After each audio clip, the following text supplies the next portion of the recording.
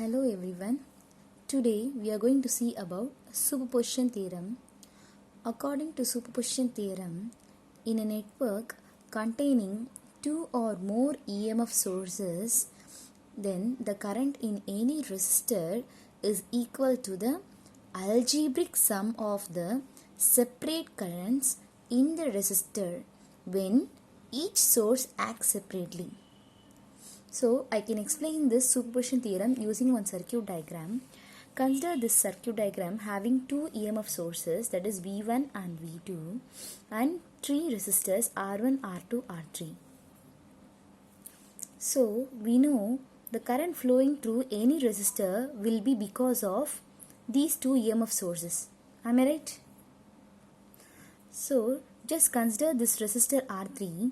The current flowing through R3 because of these two resistors, let it be I. Okay. Now what we are going to do is, we are going to eliminate one voltage source, that is EMF source, and we are going to retain one EMF source.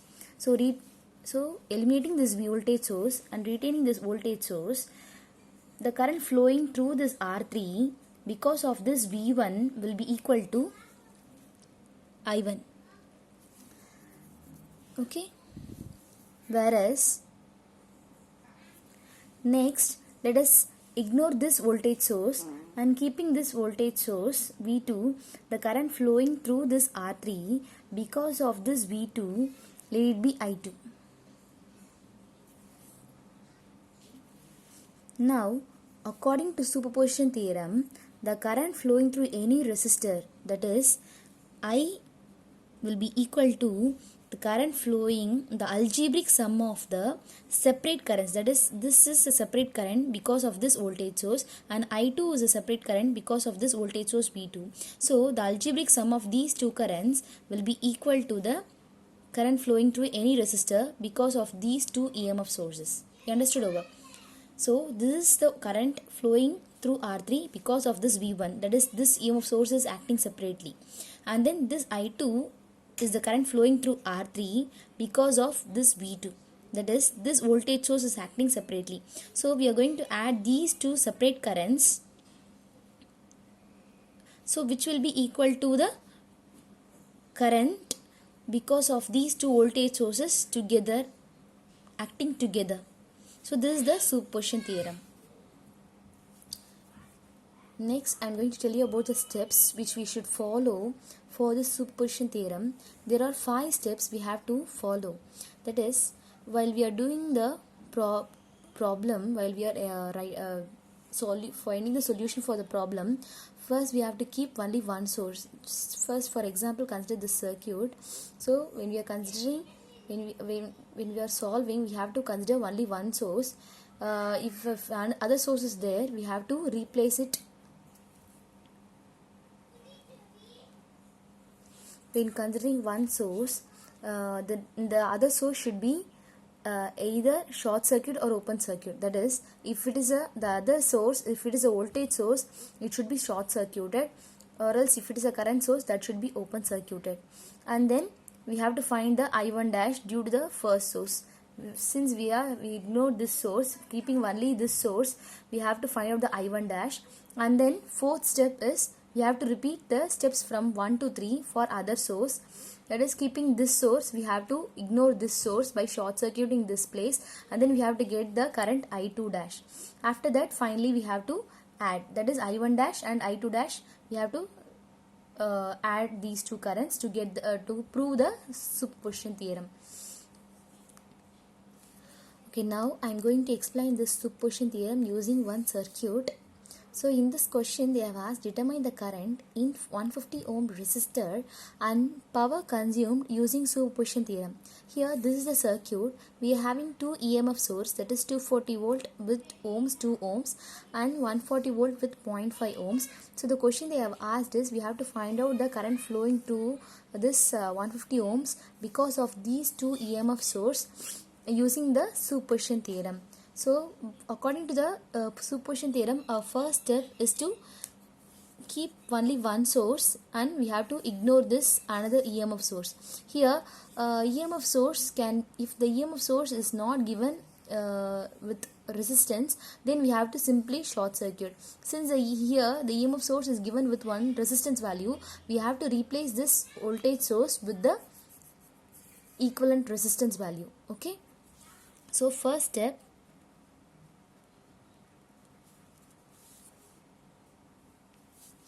our first step is we have to keep the 240 volt and we have to replace this 140 volt by 0.5 ohms. So consider the circuit. The same circuit has been redrawn by replacing this 140 volt using the internal resistance 1.5 ohms. Here we are going to solve this circuit using the loop equation. So we know that how to write the equation for this circuit using KVL. So the same thing we are going to follow here. So first consider the loop 1.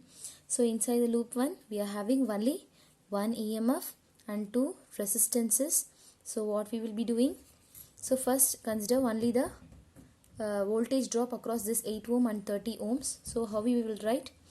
The current flowing through 8 ohms is I1. So the voltage drop across 8 ohms we can write as 8 I1 and then plus 30 into, considering I1 and I2, we have to write I1 minus I2. Since we are considering loop 1, we have to give preference to loop 1. So 30 into I1 minus I2, which will be equal to,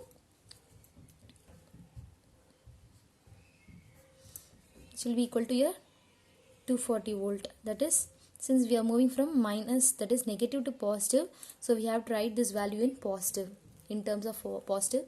So rewriting this equation you will get, so 8 I1 plus 30 I1 minus 30 I2 will be equal to 240 volt. So just we are going to add.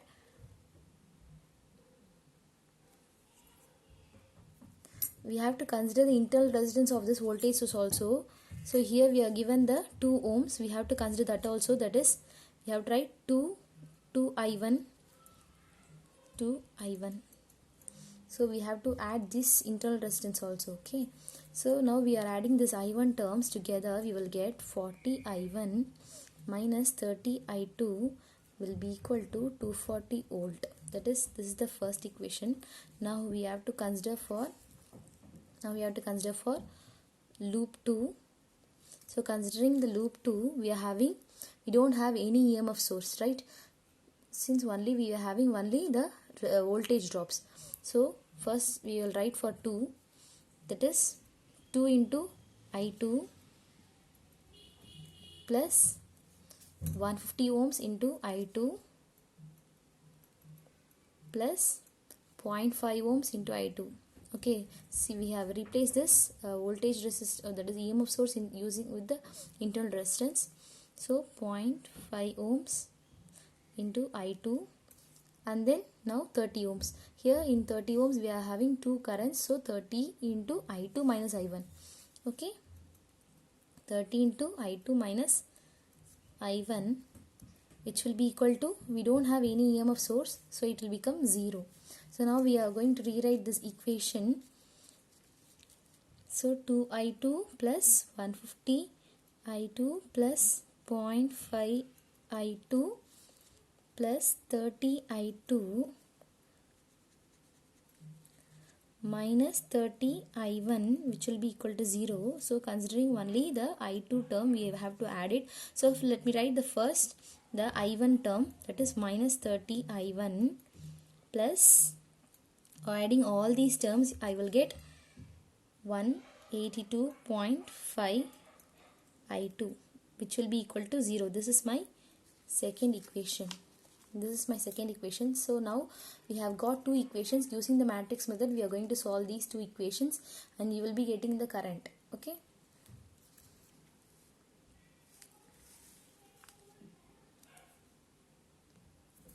See, now I have written the matrix format for these two equations, that is equation number 1 and equation number 2, that is 40 I1. So I have written the equation matrix format for these two equations. Now we have to find out the current, that is I1 as well as I2. For that we have to find out the determinant initially. So to find the determinant, we know for this matrix we have to find out the determinant value. 40 minus 30 minus 30, 182.5. The determinant of this matrix will be equal to 6400. Sorry, 6400. Now we have to find out the current value, that is I1. In order to find out the current value, we have to find del 1, which will be equal to, replacing this first column value with this EMF value, 240, 0, minus 30, 182.5, we will get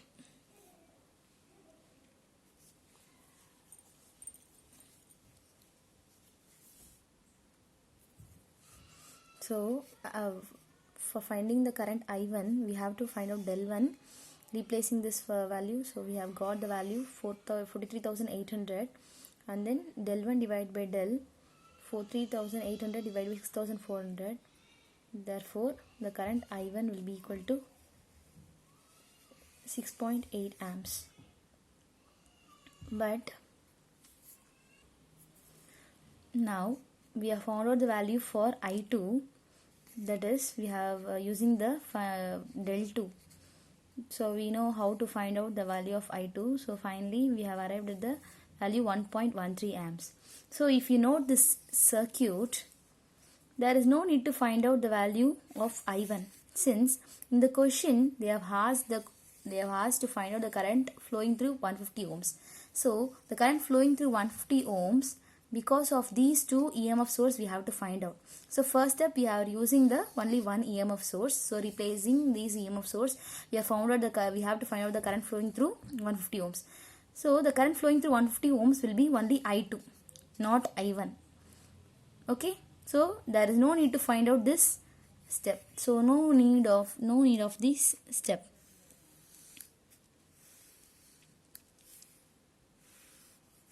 So this finding I2 is enough. So first, using the first step, using only one source, we have found out the value of current flowing to 150 ohms, that is I1 dash, which will be equal to I2. This is I2 value, that is 1.13 amps, which is 1.13 amps. So first step over.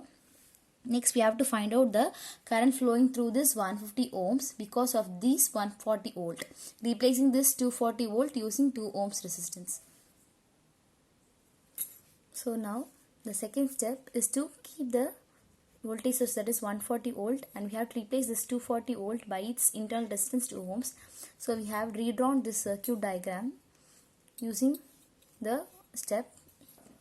So we are going to write the loop equation for that. So consider loop 1. So current flowing through loop 1, let it be I1, and the current flowing through loop 2, let it be I2. So considering loop 1, in the loop 1 there is no EMF source, only resistance are there. So first let me start from this resistor 2 ohms. So 2I1, the voltage drop across 2 ohms will be 2I1 plus 8I1, that is 8 into I1, 8I1 plus 30 into I1 minus I2, which will be equal to 0, since there is no EMF source in this loop. So 0.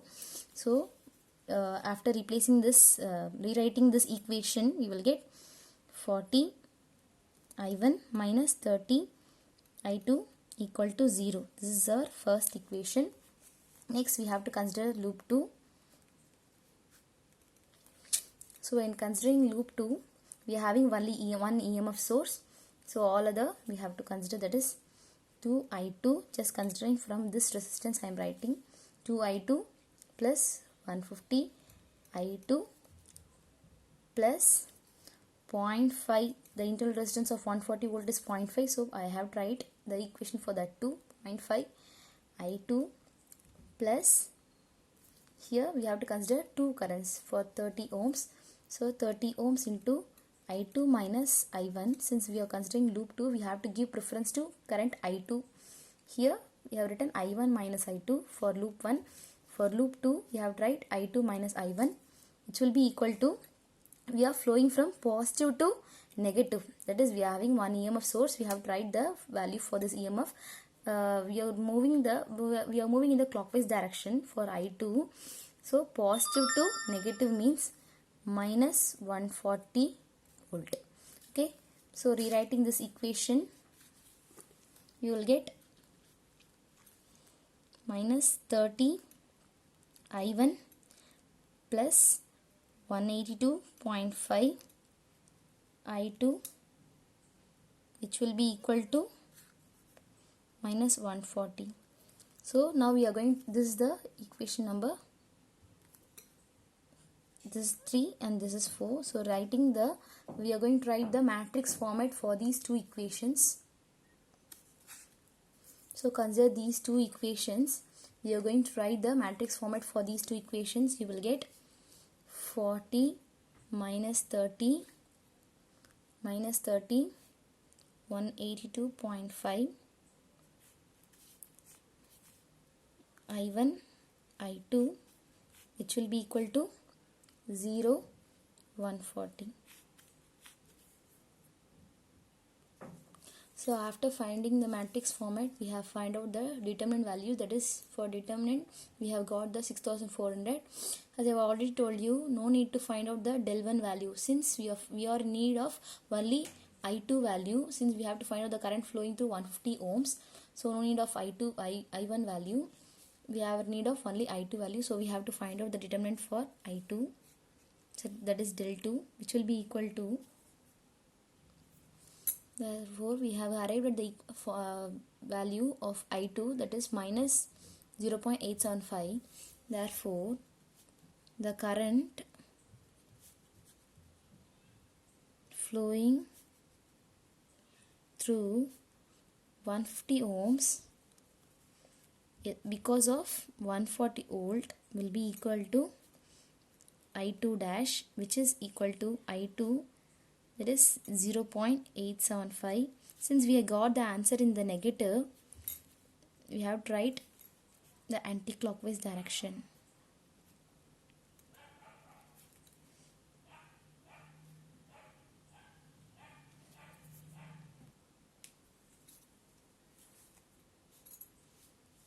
Now step 3. So according to the superposition theorem, the current through 150 ohms will be equal to I1 dash plus I2 dash. This is I1 dash is the current flowing through 150 ohms because of 140 volt. So in the previous step we got the answer for I1 dash, that is 1.13 amps, 1.13 amps, whereas in this step we have got the I2 dash value, that is no need to write the anti-clockwise direction, just consider in the minus itself. So minus 0.875 amps. So according to superposition theorem, we have to add, that is the algebraic sum of the two currents will be equal to the total current flowing through the particular resistor. So the answer will be 1.13 amps minus 0.875, which will be equal to 0.255 amps. So this is the current, total current flowing through the 150 ohms because of the two voltage sources. Now the next question they have asked in the question is, find out the power consumed by the 150 ohms. Power consumed by 150 ohms, we know according to the formula for power will be equal to P equal to IR square R, I square R, or else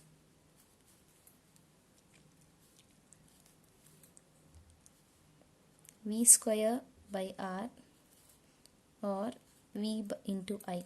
Here we are having the value I current as well as volt resistance value. So we can use this formula. It will be equal to I value is 0.255 whole square into 150 Therefore, power consumed by this 150 ohms will be 9.375 watts.